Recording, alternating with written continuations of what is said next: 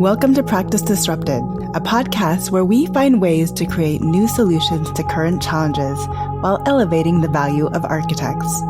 I'm your host, Evelyn Lee, an architect who spans tech as an angel investor, startup advisor, and founder of Practice of Architecture. Whether you're a seasoned architect or just starting in the field, this podcast is your gateway to think differently about the role architects play within our global community.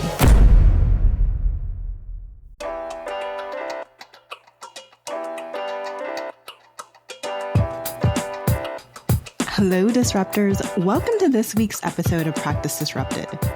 Today on the podcast, we're delving into the history and enduring legacy of the Boston Architectural College to talk about where education is headed through the lens of my guest, Beth Lundell Garver, AIA, Dean and Faculty of Practice at the BAC, and Founding Director of Gateway Office, which is a community-based design uncenter at the BAC. Beth leads college-wide efforts to connect education with practice through distinguished reflective assessment and experiential learning initiatives. Her research and teaching focus on community engagement, professional practice, construction administration, and urban design. Beth holds a Master of Architecture in Urban Design with distinction from Harvard University Graduate School of Design, along with a Bachelor of Architecture and a Bachelor of Interior Architecture, both magna cum laude from Auburn University. She has served on several board leadership positions, including the Association of Collegiate Schools of Architecture and most recently the American Institute of Architecture Students.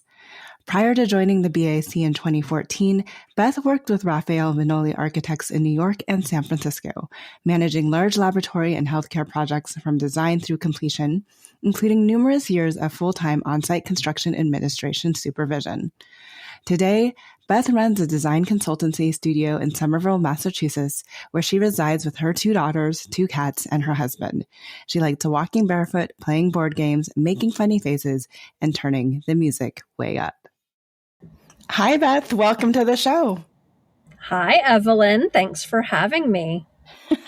We were just talking before we turned on the mic that I think we met one another over LinkedIn, and it's always surprising to me how many of my guests I've kind of found and created these relationships on LinkedIn, which I think is a testament to you can have some type of connection through the interwebs. Oh, absolutely. I have a BAC alumni who is very committed to the power of LinkedIn and changing lives and people getting jobs. And he has pushed me in LinkedIn. And I am so grateful because you're right. We kind of knew each other before we knew each other from following and getting into the same good trouble. Yes, absolutely.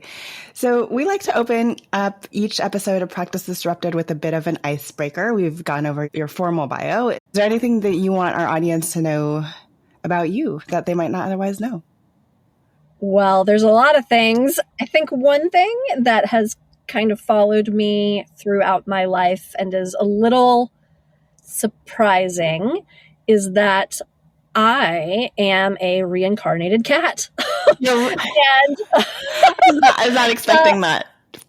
I mean, my mom had a cat that was a rescue cat and had one eye and a half a tail named Moshe and got hit by a car in 1979. And so my mom decided to then have a child. And so I'm the firstborn, and I'm a big time cat person. I have always had dear, precious kindred spirit cats. And actually I lost a rescue cat that had been with me basically in my 20s and part of my 30s. And ended up naming my firstborn daughter after her. I was going to say, you didn't get named after the cat.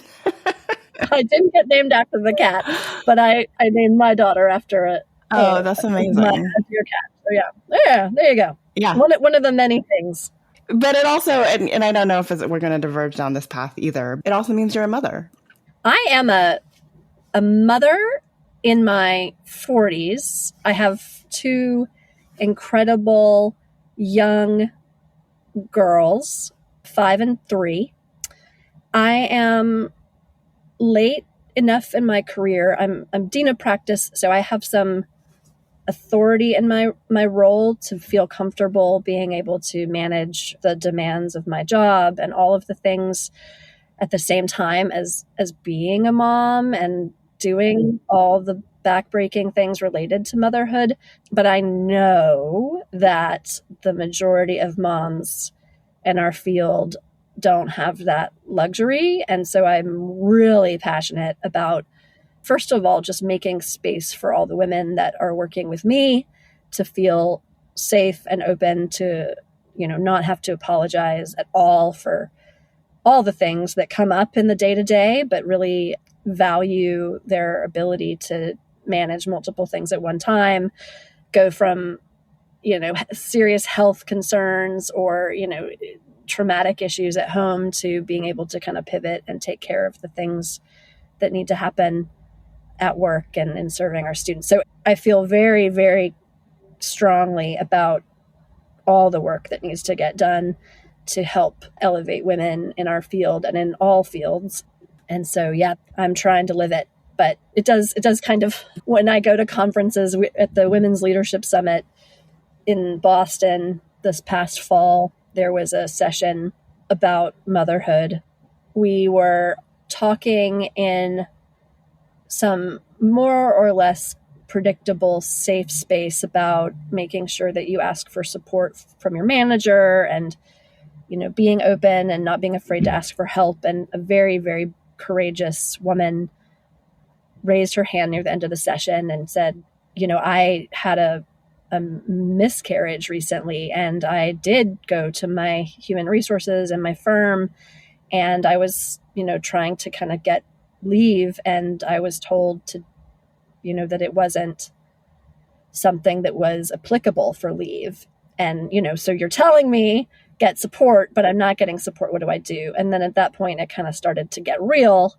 And I think, I stood up and just said to the room of 100 plus women, how many of us have had miscarriages, and then more than half of the room raises their hand. And it's just kind of this example of having to live in the day-to-day in ways that really span the joys and the heartbreak of humanity, going from losing all hope and, feeling broken, feeling like your body doesn't work, to then, having to kind of get in front of people and fight for jobs and get projects. And women do that every day, and it doesn't really go recognized. So I try to recognize it every chance I get. Yeah. You're not only a mom, I think you're also a girl mom. So part of me is fighting for a better future for my daughter and my son. I think this dovetails well into what you consider yourself to be as an architectural advocate. Did you want to talk a little bit more about your work in that space? Yes. This is kind of a new campaign for me. And it's one that has stemmed from many observations about the state of professional practice in architecture. And right now, the normative system of our profession has unequivocally kind of met a state of a loss of productivity. We do not compare as a field well to any other sector in terms of growth and productivity. In fact, I think we've become less productive as a global sector, even with all of the advances in technology. And a lot of this, I believe, is related to the dynamics of our profession having both these normative components that are what we more or less cover in professional practice class. I teach professional practice and am in it every day. So things like, getting work, firm structure organizations, programming, design planning, CA, construction administration, standards of care and ethics, project delivery models, these things. So the normative dominant conversation about projects and profession. I think our field is changing because the world is changing, and those more emergent aspects of our profession or progressive aspects of our profession include all these things that we really talk about. It's like the majority of what Practice Disrupted is about, which is, our failures, how our scope is shifting, what risk looks like and value proposition, practice futures, things like human resources. We were just talking about being a mom, and human resources and working with our people, or intellectual property, social justice. So I feel like what's missing is that we don't have, as holders of this emergent practice, anything to kind of call ourselves. In many cases, people who are really holding up the work of strategic planning or life cycle costing or social justice in the built environment, they may not be licensed architects, and yet they are architectural advocates. They are, and I kind of have this definition for my own little definition for architectural advocate, but a person who's publicly supporting or recommending a cause or a policy that's relating to the art or practice of designing or constructing buildings. And that even goes into deconstructing and reconstructing and spaces and buildings. And so I feel like having an identity and having the ability to call all of the architectural advocates across the world together to join in a community of practice is really a very important step to being able to kind of connect and bridge our, in some ways, very disconnected networks. There's sort of the people that are in artificial intelligence, in the built environment space, dealing with codes, and then there are people in certainly the social justice or planning or the public sector, more regulations and policy space. But we don't have a way to connect ourselves. And we're all sort of, that group, I think, in many cases feels like inadequate or like they don't belong. And, right now, the term architectural advocate is a little bit radical in that it's not legal to call yourself that in our country unless you have a license, unless you have an architectural license. So I hope to begin to have conversation with the Commonwealth of Massachusetts, which is my own state, about changing our regulations to be able to at least use architectural advocate as a term. I've talked to a lot of people about, do you think an architectural advocate is the same as a licensed architect? And nobody thinks that. And so, I think the hope is that we need advocates. We need advocates in this work. And it's likely that they may have an architecture degree, but not have a license. And so I am an architectural advocate. I work with architectural advocates that study birth environments, that study trauma-informed design. Dr. Martin Luther King Jr. was an architectural advocate. He upheld fair housing rights and helped, after his murder, enact the fair housing laws. So this is, for me, I think, a way to help really transform our profession. And it's a title, but I think it's a lot more than that. It's a lot more than that. And I think we often talk not just about how our buildings only influence the occupiers of our space, right? That our buildings influence entire communities. We create culture, but it's not just us in that process, right? Anything we do involves so many different people, and for them to be able to share their space and hold that title in a way that is, for me, much more understandable than citizen architect, which is something that has been thrown around a lot. And I really love the idea of architectural advocate. I think we need to, I don't know if you've put that in front of anyone in California yet, but I'm happy to spread the word out here. That's what we're going to, I think that's what we're going to start to do. So I'll get ready. I'm looking for ins and, getting on the slate for Board of Architect dockets for conversation. Yeah. So, and I think it's a start to recognize that we have to have this work. We know, I think the other thing is that being an architect, there's this question about what does it mean to be an architect?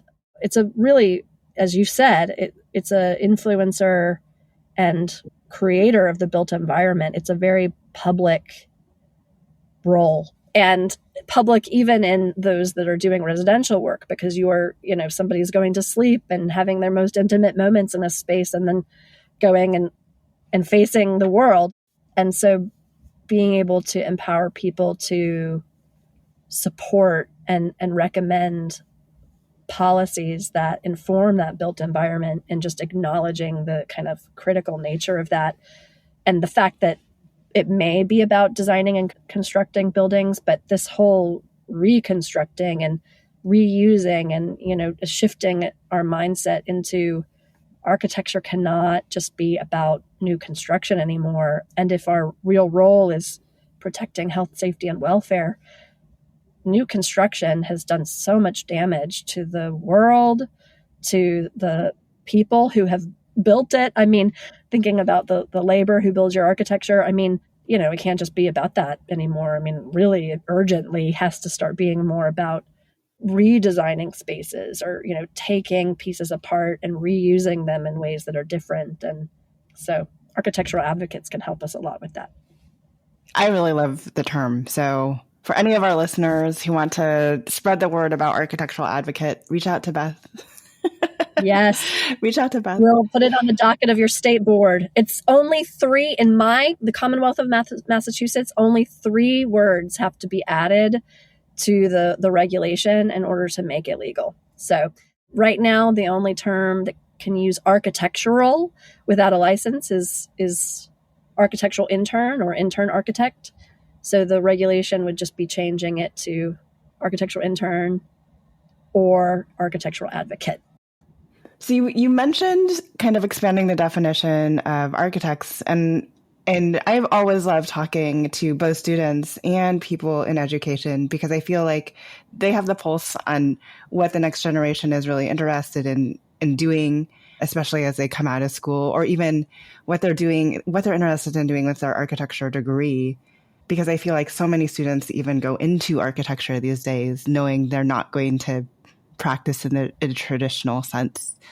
So as an educator, what is your role in helping them understand what is an architect, what is the practice of architecture, and supporting the many different ways that these students want to apply their learnings after they graduate? Oh man, this is it. I love this. I have the most precious job at the Boston Architectural College. All of our architecture students are required as part of their degree to earn, it amounts to an aggregate 1.5 years of full-time work. And it's not just time, it's not just hours, but we really lean into what it is that you're doing and what skills you're developing and where you're applying them. I mean, it's extraordinarily robust.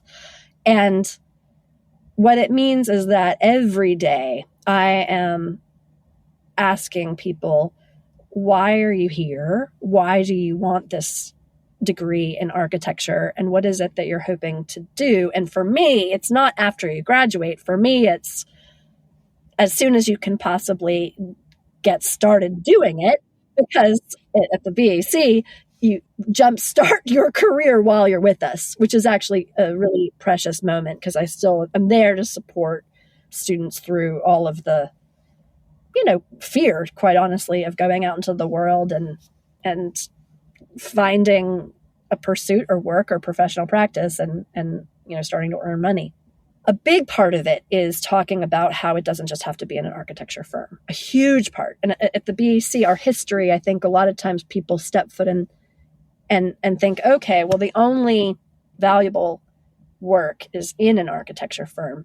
And just as we've talked about with architectural advocates, it is 100% not true. And so one thing that I did about 5 years ago was broaden how we ask students to reflect on the work that they're doing in practice. And so instead of just primarily very project delivery skills and competencies like planning and design development and construction administration and construction observation and specifications and zoning and code regulations, instead of those things, we kind of broadened it to 6 different categories of competencies. I love assessment, so I talk about competencies, but it's really sort of knowledge or skill level.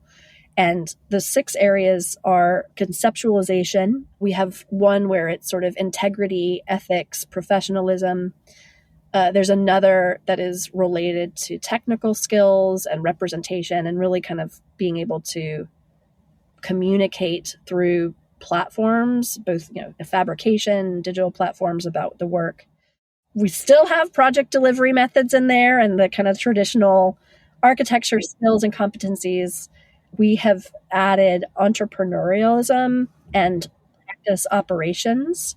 So we've got about 15 different competencies related to that include everything from stakeholder roles and team building and financing and budgeting and market support.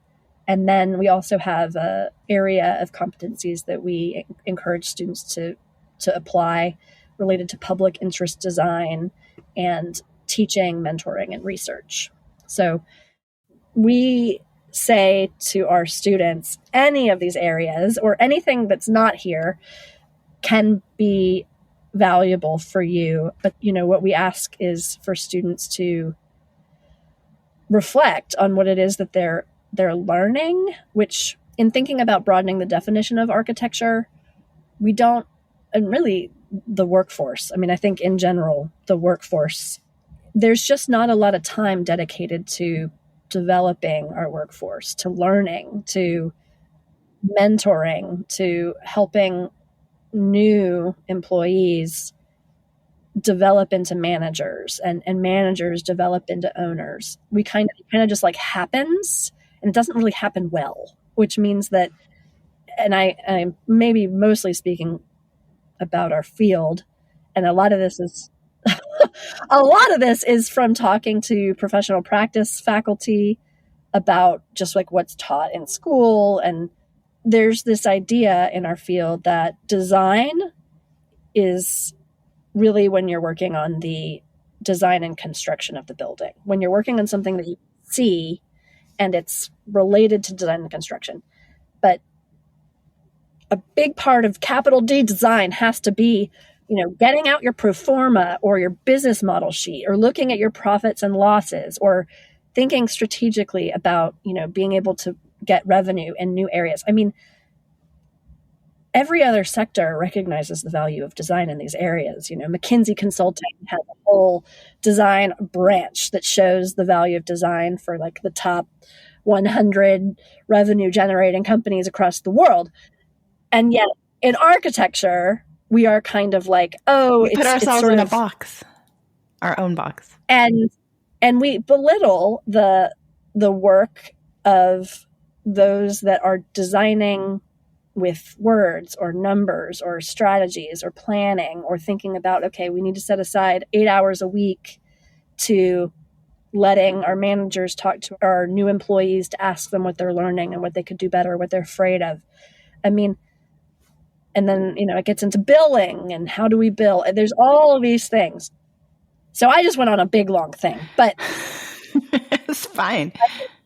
There's so many ways to expand what it means to be an architect. I mean, one could just be really empower and validate that part of being an architect that is wholly dedicated to operations, to cultivating relationships with clients, to thinking about the future, cultivating relationships with communities, to being the face or, being the support. I mean, that is design. That is not a inferior aspect of design. And I don't know, I've been in conversations about things, being able to pull work together for the Venice Biennale and trying to think about bringing in some of these components, which don't seem glorious, but you can certainly create design exhibitions for.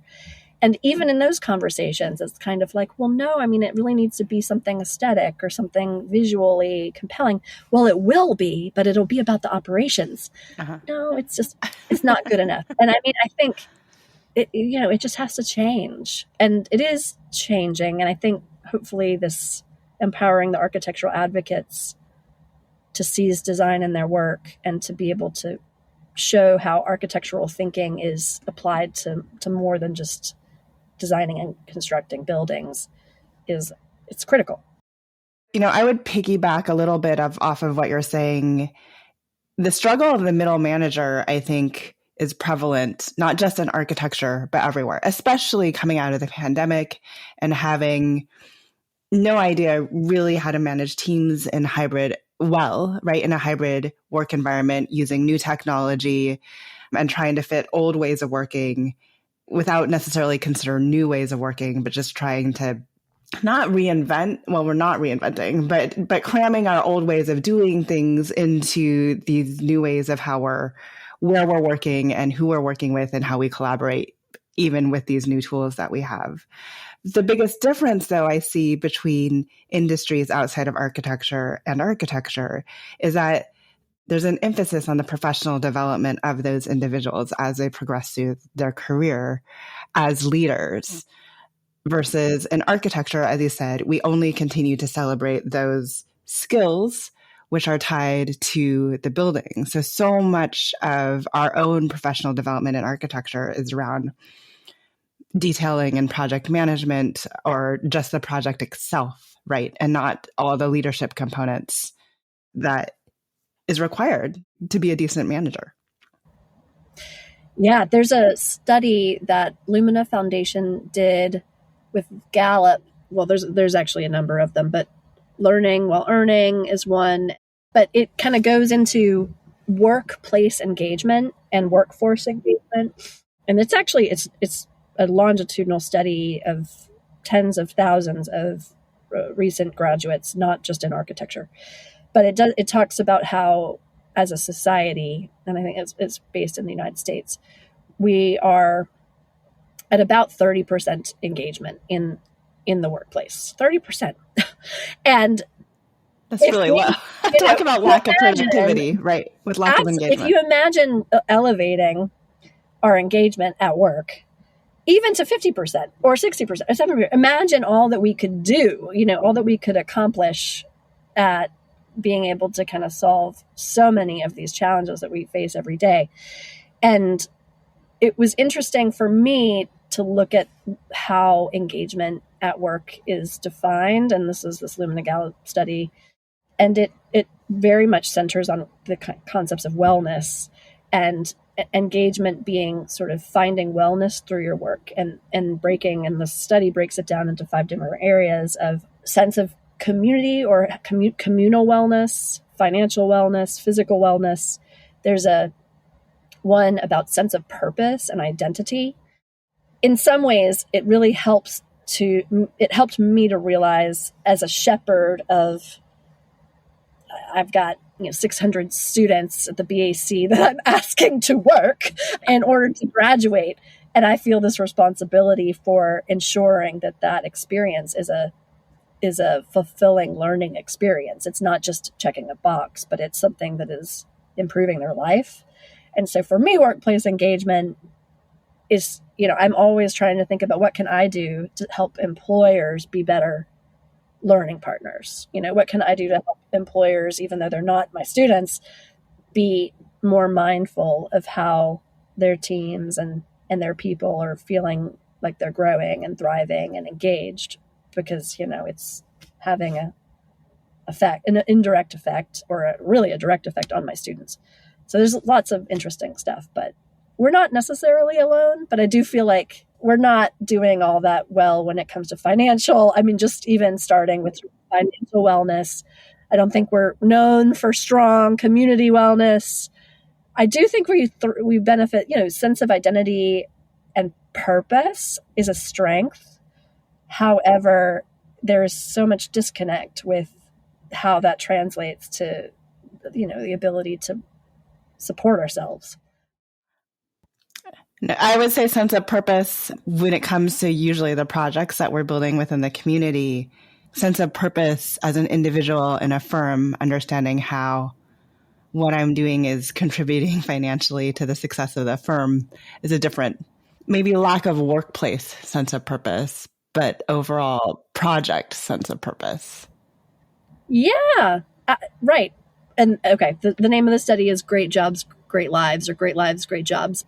But absolutely, how we fit in to the broader, bigger space. It could be our town, it could be our neighborhood, it could be our firm, it could be the how I fit into Archimoms. I mean, I think that how we see ourselves sort of serving those larger pieces of our society, we don't dedicate time to that. There's a lot of just business as usual, doing, Yeah. and taking a pause and disrupting it for a good while and recognizing that we're not really actually succeeding. We're building our portfolios, we're building our Rolodex, we're getting more projects, but that's not necessarily success. How do we know that we're being successful in the work that we're doing? Right.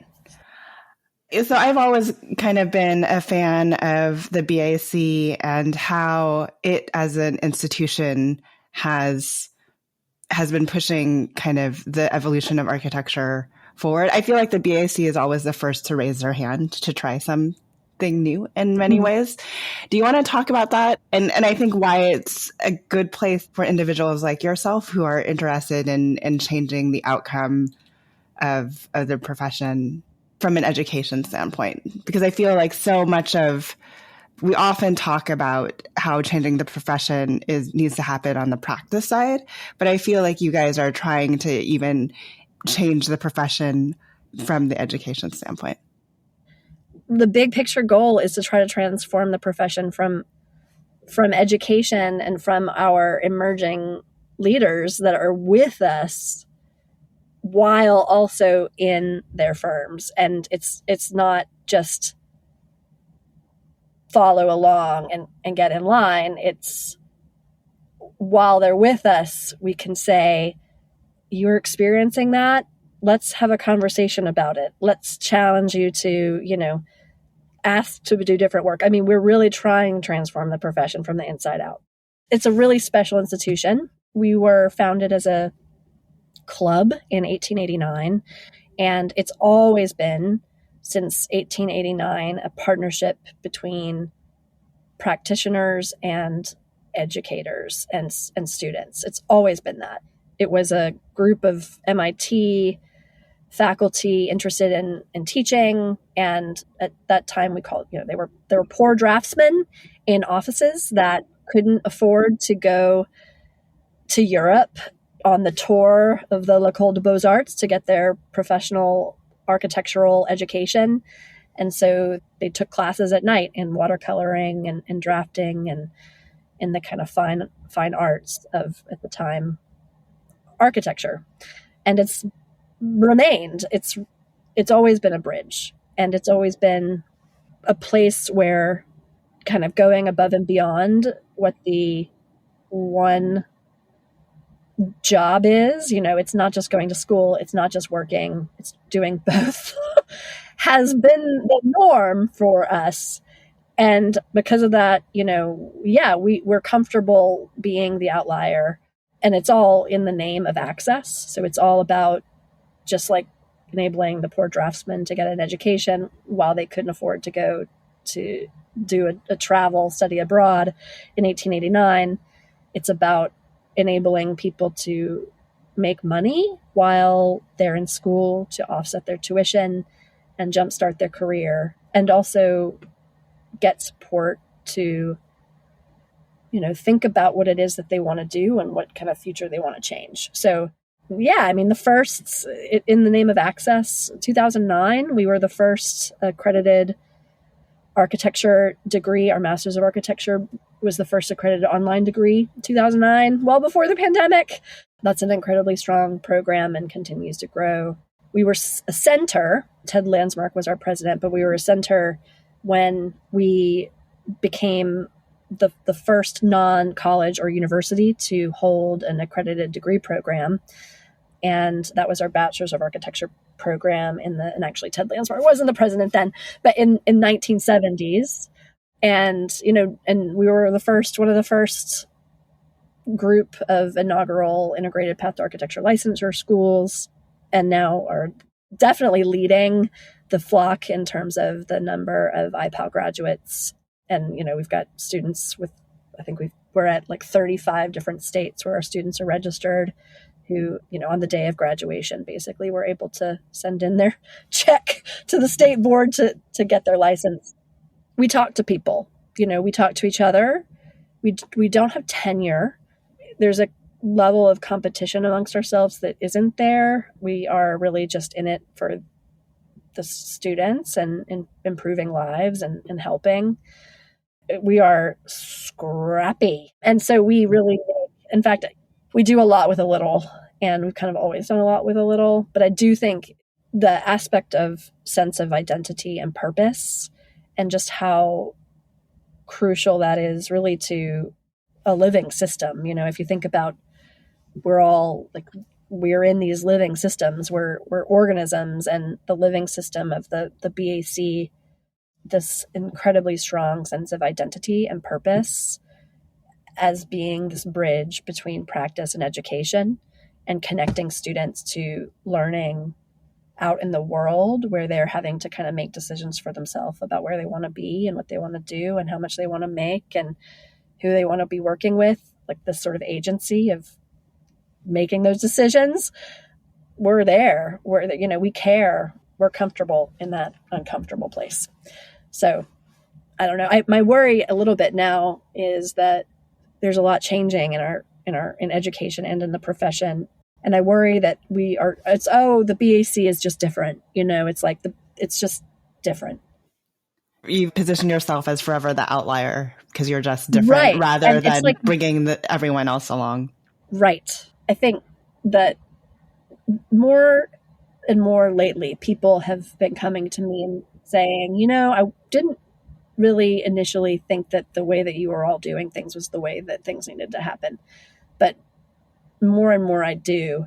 And a lot of it, is just comes down to hardcore graduation outcomes, like the starting salary of our graduates, our starting salary of our MArch graduates is $75,000. Starting salary of our undergraduates is almost $60,000.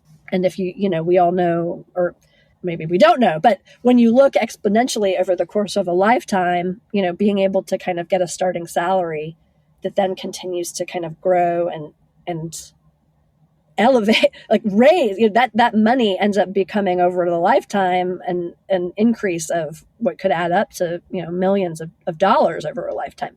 So it really does make a difference starting off on an important foot. And so we try to do that with our students. It does come, I will say, one of the biggest things, and sort of, I can think of some people who might be happy to hear me say this, studio culture and studio time, we have less of it. We do not require our students to be in studio for, 15 hours a week. 10 to 12 to 15 hours a week. Something's got to give. And that is an area where our curriculum gives. And, we're still getting very good outcomes and very high salaries. And that's a hard thing to let go of. And I know, that's the biggest thing for schools to let go of, is that studio time, because it's so precious and upheld. But doing more with less, for us, it's really helped our students understand that there's not a relationship. The relationship between value and time has to be considered. So if something has turned out wonderfully, but you put 400 hours of time in it, that return on investment is diminished, as if, maybe something turned out really well with 40 hours of time in it. That return on investment is much more meaningful. And so I think our students are able to just do so much in a day, and it kind of blows people away. And it does mean that they're not, spending 30 hours on kind of one detail of a project, because, they just don't have that to give. And quite honestly, the world doesn't need it. That is the probably more controversial aspect of this, is that in asking our students to do so much, we do ask them to do less in design studio. And not in terms of outcomes, but in terms of time. We ask for less time. Right. We've covered a lot of ground today. So as the BIC, as you look to the future and the challenges that lay ahead, where do you feel like the biggest challenges exist for your students or the profession? We were talking about salary. I'll just start there. Right now, I very much hope that the AIA and, adds demographic and gender data to their salary calculator, because we do gather salary information for all of our students, both while they're working with us as students and then at graduation. And it's not a pretty picture what those salary distributions are. If you were to run what the kind of average pay rate is for a woman or a man, and then every ethnicity, and you see the inequities there, our field is not immune from that. And if anything, from what I've seen, it's worse than the average. And so I would just say that if we want our profession to be a diverse profession, it's not about removing education or eliminating, the architecture degree so that someone can go from community college into the profession, but it's about really getting capital D designers into the space of the business model of what it is that we do, so that we are really being able to realize the gains of our time and the value of our designs, so that we can pay our people well and promise livelihoods that involve being able to raise our families and stay in this and do this work.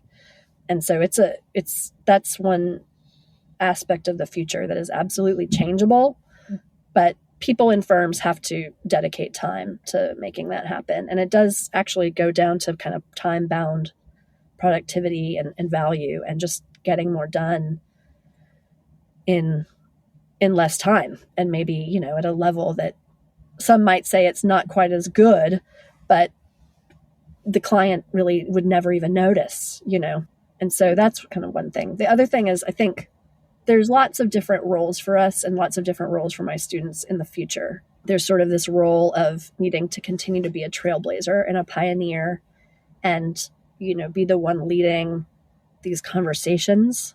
There's also the role of being an illuminator. So being able to shine a light on others like, yourself, that are doing this work and kind of drawing people's attention to it, and saying that we really need to listen to what these pioneers and trailblazers are doing in order to kind of improve our profession for the future.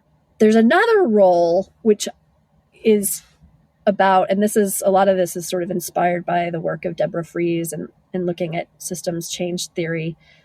But she has this role called the hospice worker, which is about tending to really dedicating time and attention and resources to the people, the more seasoned practitioners that are really having a difficult time with the changing and with the fact that things are not going to be the way they always were. And so sort of helping to support. And the knowledge that all those individuals have that it's hard to capture right now, as they're all looking or getting older in age and headed towards some sort of retirement. So yes. So like this hospice worker of like caring for that and thinking about how you support a good death of the fact that now with artificial intelligence and all things happening, it's just not ever going to be the same.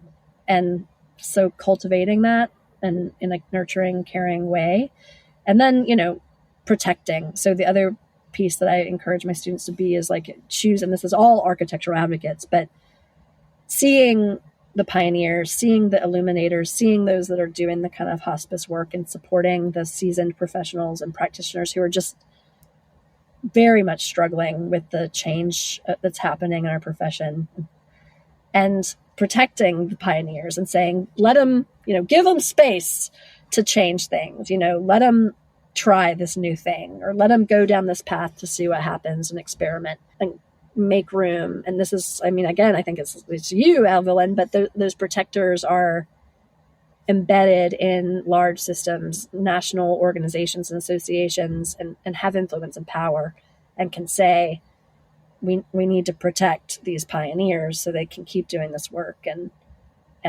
help the new future of our profession emerge.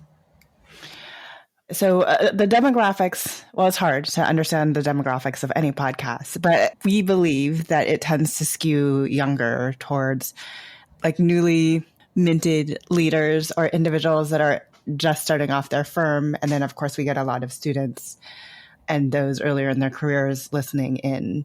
What words of advice do you have for these pioneers that are stuck in these systems right now in ways that they can be more entrepreneurial or intrapreneurial given where they are? Yeah. I think one mindset that has really helped me is that there is always a different way to go forward, and it just might not be the way that you can see, or it might not be the sidewalk. It might not be the road. And I think the other thing is it's hard. And in the conferences and the conversations I go to, there is this, and also with my students, there's sort of this sense of a little bit of despair about, and maybe a lot of despair about the sense of helplessness and wanting to see change, but feeling like there's no path forward, or not knowing not knowing what to do. And I think getting involved, in committees, getting involved in your neighborhood, getting involved in your city council, getting involved in your state board, I argue just going ahead and getting your architectural license and then kind of joining us as architects in transforming what it means to be a licensed architect. I think you do have to, in a way, just go above and beyond. It's not the sidewalk or the road. It's not the path that is evident and clear. It's more like going through the backwoods with a, with some kind of like axe chopping down trees. And that's okay. That's where we are. And so that's a little bit of why I hope for the architectural advocate to feel connected. I think there's a lot of us in the backwoods through the wilderness trying to find our way through to the future. Mm-hmm. And if we can just kind of all of us in our different interests come together in recognizing that in all of the different ways we're trying to move our profession forward into the future with the very urgent demands that we have to face, it's going to be a lot easier to kind of clear the way. And so being able to find each other, being able to connect and have conversations and find each other so we can support each other through it.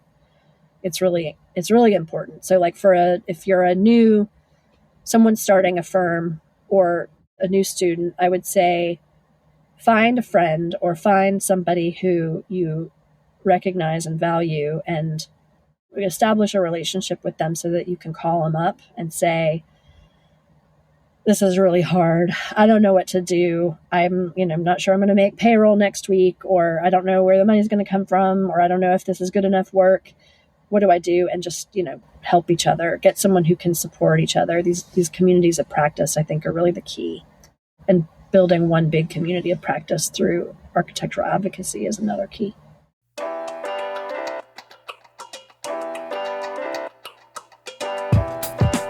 Hi, Disruptors.